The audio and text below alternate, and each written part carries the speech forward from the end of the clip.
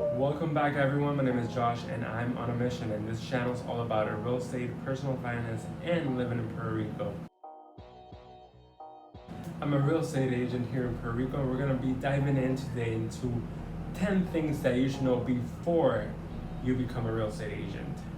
Okay, so easily the idea that Instagram or social media or whatever other following you might see is that real estate agents are spoiled rich, right?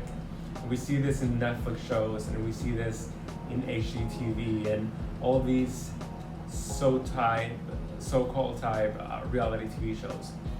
The truth is that being a real estate agent is a lot of work. It takes a lot of work. It's gonna require a lot of work. It's gonna require a lot of sacrifices, and that's gonna go into my number 2. This is not a 9 to 5, and take that as a good thing or a bad thing. So when you have a 9 to 5, that means you get there at 9 or 8 or whatever time it actually is that you get there, and you start getting paid. And it doesn't matter if you actually do the work or not. Usually you do have to, you're required to. But if not, you can skip around, maybe grab some coffee, make it, I don't know, waste some time around, and you're still gonna get paid. As a real estate agent, the moment that you get paid is when the closing happens. If you don't work, you are not gonna close any deals. And you are working without any single pay until that actually happens. So you have to be very careful of that. You're actually not gonna be working with a paying salary until you actually close a deal, and that can take a long time. Which leads me to my next one, and is that closing takes up to 45 days. It usually takes around 30 to 45 days to actually close a complete deal. So you might have a client, they like the house, you make an offer, they accept the offer, and then all the paperwork comes in. The bank comes in, sometimes the lawyer comes in early. Anything really can happen, and that deal can actually take a long time to actually be closed and terminated. And you're not gonna get paid again, you're not getting paid until that last day. And that can take up to 30 days to 45 days for it to happen. Our next one is that, yes, this is not a 9 to 5, but it can be that it becomes a very stressful, very long days type of job. People have no sense of understanding because you don't work at an office. So if it's not an office number they're calling you to, they will call at any time. So if they do have your cell phone, please be assured that sometimes you'll be making phone calls at 9 p.m. because people also have to work. So you are realizing that you're helping people out to buy a house, but they might have a 9 to 5. So they might not be able to pick up their phones until after 5 p.m. So that means you have to jump into the phone after 5 p.m. to help them out, to figure out some things, to show them listings, to show them houses or whatever it's required. So yeah, I would say that you are gonna be working often after 5 p.m. until whatever time it actually happens. I'm not saying it's every day, but it will happen. Also, another thing is that no one ever told me this, but again, people are working 9 to 5. But what if they have a different type of shifts? You have to work around that as well. And that also means Saturdays and Sundays.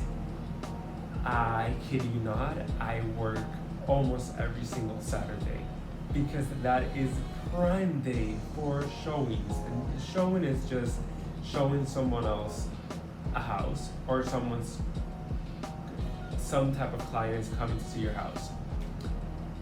And that happens mostly on Saturdays because Saturdays are the days off.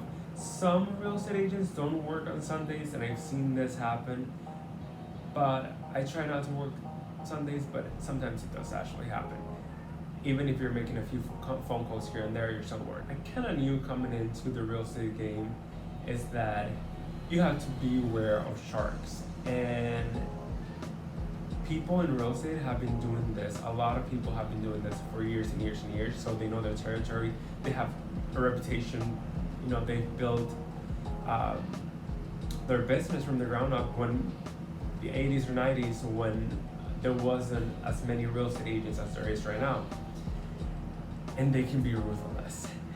So please make sure that you are going to be working with a lot of tough, hard, interesting personalities. Just make sure that you're able to actually be ready for the competition, because it will happen and it's ready to eat you alive if you're not willing to put up the work. My next one is that real estate can become quite lonely. After pandemic, everyone has moved into the remote work type of scenario, and we used to work remotely anyways most of our time, and we're always on the road or on the phone or office. I'm at my home working and whatnot, but you don't get, as a 9 to 5 or whatever other typical job you might have, you get to connect with other people on a day-to-day basis, so you're able to create some type of relationship, right? So let's say you and Becky always go to lunch at 1 p.m. So you build that relationship, and then John meets you and blah, blah, blah. It can happen, right? Or you go and grab drinks after work. Any type of scenario that's sociable. Here you're working by yourself, for yourself. So you're not gonna have any type of environment like that. Your clients become your friends, but they're not your friends. So you have to keep that clear as well. You can work around and then join happy hour with your friends. Sometimes, I guess. But it's not the same because everyone's doing their own thing. The next one that I have, and I really didn't realize this until it actually started happening, is that you're glued to your phone and people have no boundaries for that, so you have to set your boundaries. Again, people can call you, text you, email you at any time of the day, and a lot of people will want an answer real quickly. Sometimes it's doable, sometimes it's not, but you're always on your phone, you're always checking the market, you're always on social media trying to promote something, you're always answering phone calls or texts, or you're answering emails or following up on something. So you're constantly on your phone, returning phone calls. You're always returning phone calls because you're using the other line or you're in a meeting for something else. So you have to return the phone calls. So that was something I wasn't really prepared for. And it's kind of like you're glued and you're connected to your phone at all times. Next one is that you need to have savings before starting this. At least where I'm at, you are required to take classes for the real estate exam. So you gotta take those classes, you gotta pay for that. You gotta take the exam, you gotta pay for that. You gotta take anything that you might need in between for that. So let's say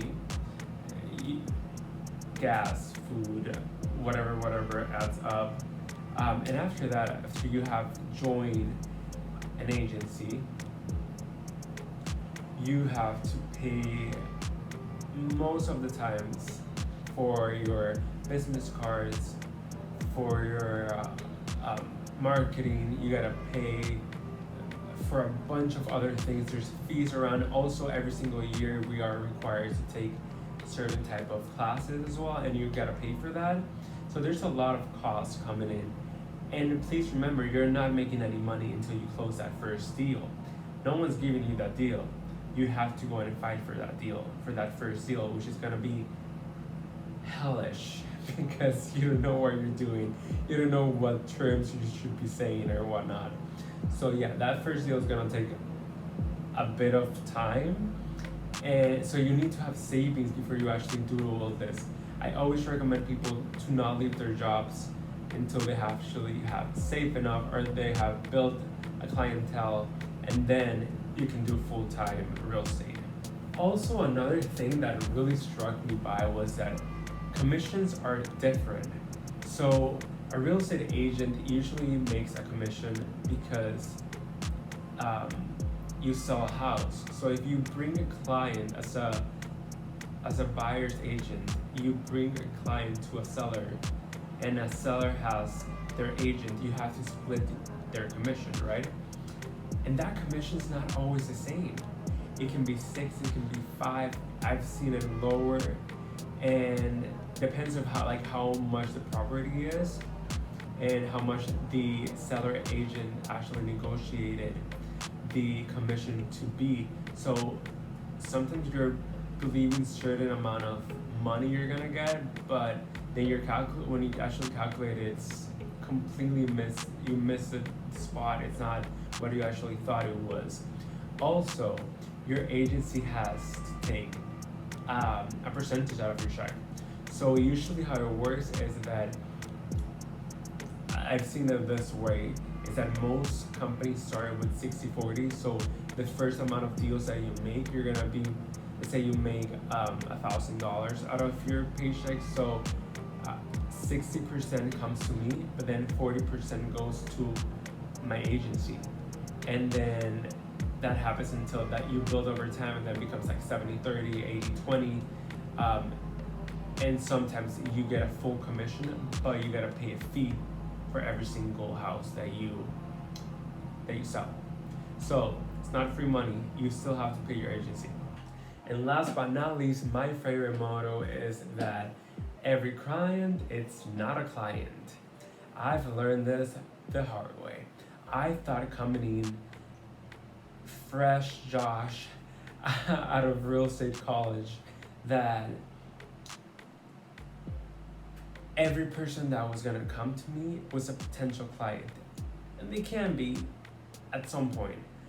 But you learn that a lot of people are just not prepared to make that choice and to actually buy that house. They're not prepared to go into the market and look around. They don't have the savings, they might not have the credit.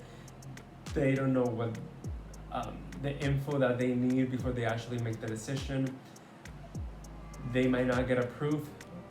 But you have to understand that just because someone's coming to you doesn't mean that you have to make a business with them. And please see this as a business, because you need to pay your bills. Thank you so much, you guys, for joining me. It was a pleasure talking to you. I would love to hear you out on the comments. Please let me know if you have any questions. I would love to hear you out. And until next one, I'll see you later.